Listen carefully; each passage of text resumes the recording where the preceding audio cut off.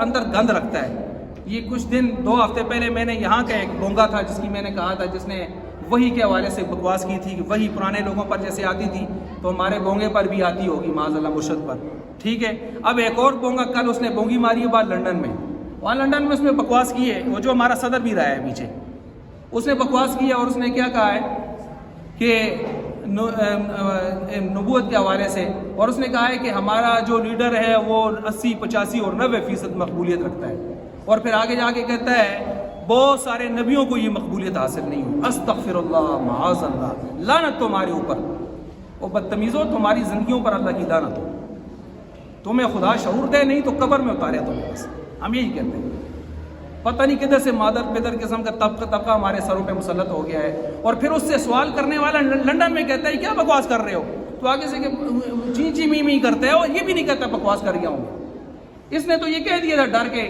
لیکن پاکستان ہے الحمدللہ، یاد رکھیں پوری دنیا میں پاکستان وہ واحد ملک ہے جہاں کی عوام، جہاں کے علماء خاص طور پر اور غیرت مند عوام ایسی چیزوں کا فوراً ایکشن لیتی ہے.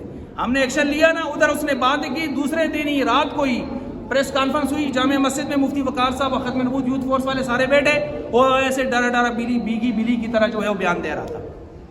یہ وہاں پر بیان دے کے آگے صحابی بات کرتے ہیں اور ہنستے آگے سے.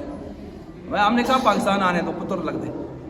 ہم نے طارق مسعود صاحب سے، حالانکہ ان کی جو بحث تھی اس کو علماء جانتے ہیں، وہ کفریہ نہیں تھی، لیکن اس مجمع میں، اس پیرائے میں کرنے کی نہیں تھی. ہم نے تو ان کو نہیں معاف کیا، وہیں سے ہم نے یہیں سے جو ہے وہ فوراً ان کی گرفت کی، اور وہ وہاں سے آنے سے پہلے وہاں انہوں نے 6 مرتبہ معافی مانگی.